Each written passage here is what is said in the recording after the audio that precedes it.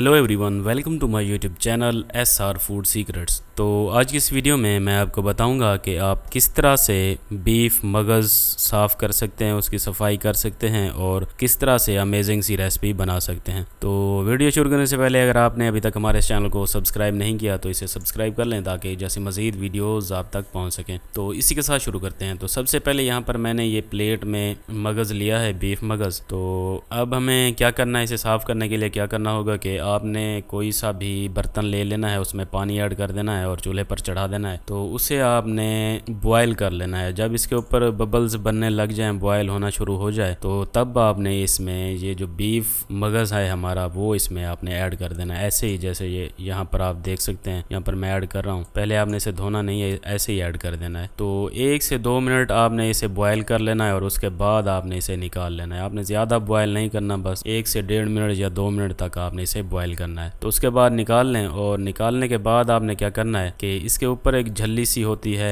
एक जैसे कोई लेयर सी होती है, पर्दा जैसे ऊपर लगा होता है, या कोई चीज़ हम पैक करके शापर इसके ऊपर जो है वो लिपेट कर रखते हैं। तो इस तरीके से इसके ऊपर एक झल्ली सी होती है, वो आपने उतार लेनी है। और दूसरा आपने क्या करना है कि जो टूथ पिक है, टूथ स्टिक जो है वो आपने ले लेनी है और उसकी मदद से इसके ये दरमियान में जो लहरें सी बनी हुई हैं, खून वाली, ब्लड वाली, तो इनको आपने साफ़ करना है। इनके अंदर एक तार सी होती है, जो जैसे तार या कोई धागा सा, वो आपने निकाल लेनी है। ये आसानी से निकल आएगी, जिस तरीके से यहाँ पर मैं निकाल रहा हूँ। तो इस तरीके से आपने निकाल लेनी है। तो इसके ऊपर वो लेयर जो है, शापर सी लेयर जो है, वो भी आपने हाथ की मदद से ऊपर से उतार लेनी है। वो आसानी से उतर जाती है। तो जब ये उतर जाएगी तो आपका जो ये बीफ मगज़ है, जो इसके लेयर्स बने हुए हैं दरमियान में से, जो इसके ब्लड की लाइनें हैं वो अलग-अलग होना शुरू हो जाएंगी, उसके जो टुकड़े हैं वो अलग-अलग हो जाएंगी। तो इस तरीके से आपको पता चल जाएगा कि ये जो है वो साफ़ हो रही हैं अंदर से। तो इस तरीके से आपने सारा जो है इसका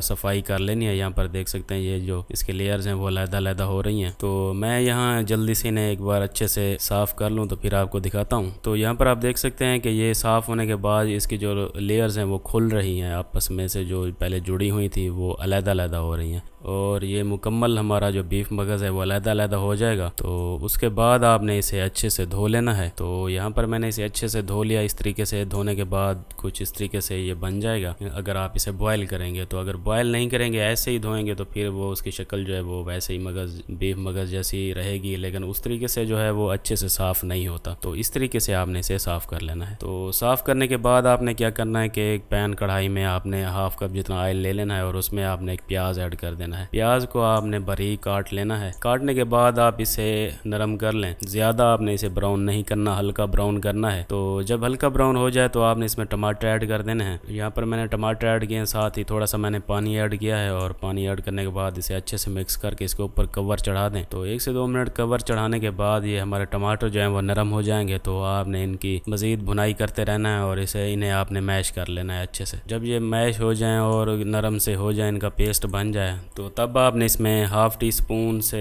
थोड़ा ज़्यादा और 1 टीस्पून से कम इसमें नमक ऐड कर देना है। आप अपनी मर्ज़ी से भी कम ज़्यादा ऐड कर सकते हैं। उसके अलावा आपने इसमें हाफ़ टी स्पून से थोड़ा कम हल्दी ऐड कर देनी है और उसके अलावा आपने इसमें हाफ़ टी स्पून जितना ज़ीरा पाउडर ऐड कर देना है और उसके अलावा इसमें आपने 1 टीस्पून आपने इसमें खुश्क धनिया पाउडर ऐड कर देना है। और खुश्क धनिया पाउडर ऐड करने के बाद आपने इसमें हाफ़ टी स्पून कुटी हुई लाल मिर्च ऐड कर देनी है। उसके अलावा आपने इसमें हाफ़ टी स्पून आपने इसमें पेपरिका पाउडर ऐड कर देना है। पेपरिका पाउडर जो है वो आप अपनी मर्ज़ी से ऐड कर सकते हैं, स्किप भी कर सकते हैं। ये सिर्फ कलर के लिए होता है, इसका टेस्ट वगैरह नहीं होता। ये जो शिमला मिर्च होती है रेड कलर की, उसका पेस्ट होता है, तो वो आप अपनी मर्ज़ी से ऐड करना चाहें तो कर सकते हैं। तो उसके अलावा आपने इसमें थोड़ा सा पानी ऐड कर देना है और इन मसालों की अच्छे से आपने भुनाई कर लेनी है। तो इसे हिलाते जुलाते रहें और अच्छे से इनकी भुनाई करते रहें। इनका पेस्ट अच्छे से बन जाए जब, तो आपने इसमें 2 से 3 टेबल स्पून आपने इसमें दही ऐड कर देनी है। तो दही ऐड करने के बाद मज़ीद इसे मिक्स कर लें और इसका दही का पानी जो है वो खुश कर लें और इनका पेस्ट अच्छे से बना लें। तो यहाँ पर मेरे पास इनका अच्छे से पेस्ट बन चुका है, यहाँ पर आप देख सकते हैं। तो अब हमने क्या करना है कि इसमें हम अपना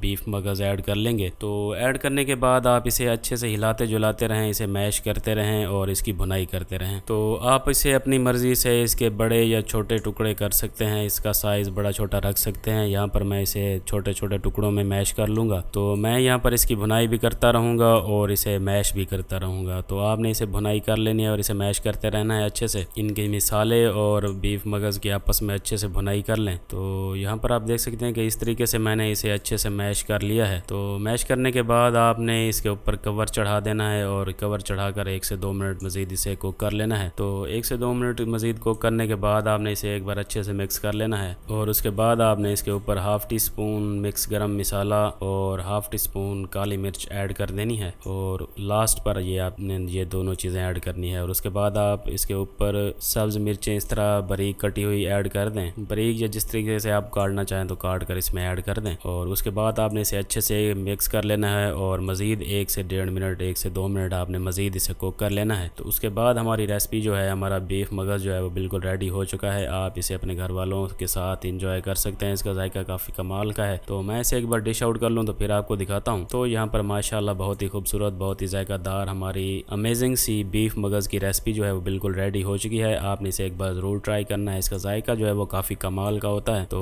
आपको ये ज़रूर पसंद आएगा। तो मुझे उम्मीद है कि आपको हमारी ये वीडियो पसंद आई होगी। मज़ीद इस जैसी वीडियोज़ के लिए आप हमारे इस चैनल को सब्सक्राइब कर लें। वीडियो अच्छी लगे तो इसे लाइक कर दें, दोस्तों के साथ शेयर कर दें और कमेंट्स में ज़रूर बताएं कि आपको हमारी ये रेसिपी जो है वो कैसी लगी। तो इसी के साथ मुझे दीजिए इजाज़त, फिर मिलेंगे अगली वीडियो में। तब तक अपना ख्याल रखिएगा। अल्लाह हाफिज़।